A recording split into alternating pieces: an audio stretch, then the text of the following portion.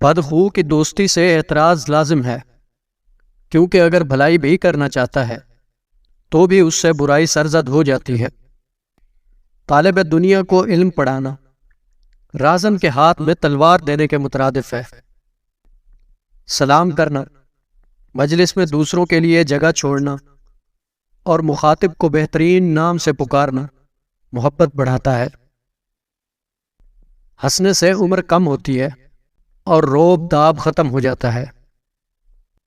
نیکی کے عوض نیکی حق کے ادائیگی ہے اور بدی کے عوض نیکی احسان ہے۔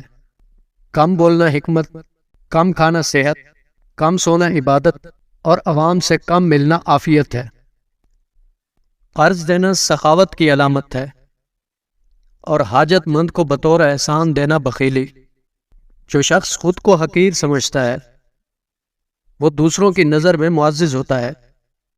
اگر کسی کی وجاہت کے خیال سے قانون کا پلڑا اس کے حق میں جھک جائے تو اللہ کی بادشاہت اور قیصر و کسریٰ کی حکومت میں فرق کیا ہوا؟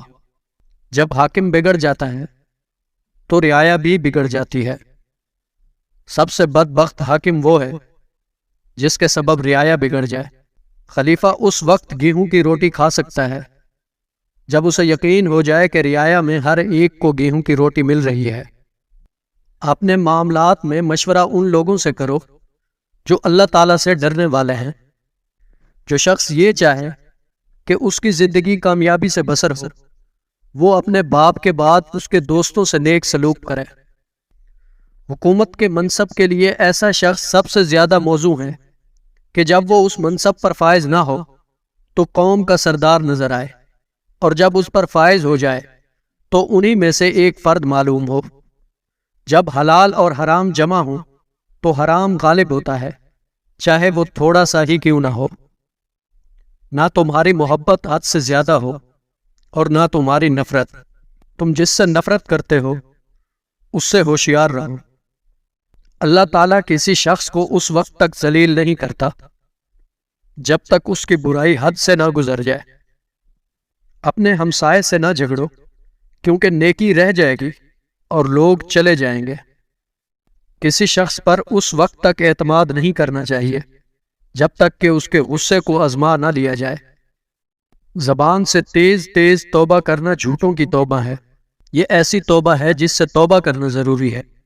سب سے زیادہ سخی وہ ہے جو ایسے شخص کو دے جس نے اسے محروم رکھا۔ اپنے زیر کفیل لڑکیوں کو بدصورت اور حقیر مردوں کے پلے نہ باندھو، وہ تمہاری طرح اچھے ساتھی پسند کرتی ہیں۔ انسان صوم و صلات سے نہیں بلکہ معاملات سے پہچانا جاتا ہے۔ جس عالم کو دیکھو کہ وہ دنیا سے محبت رکھتا ہے تو دین کے معاملے میں اس پر اعتبار نہ کرو۔ مقدمات کا فیصلہ جلد کرنا چاہیے، ایسا نہ ہو کہ دیر کے سبب انصاف کی افادیت ہی ختم ہو کر رہ جائے۔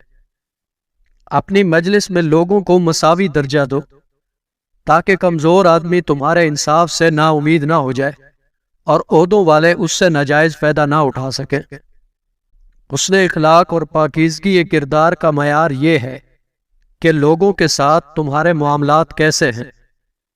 اپنے ماتحتوں کے لیے ایسے بن جاؤ جیسے اگر تم خود ماتحت ہو تو اپنے امیر کو ویسا دیکھنا چاہو۔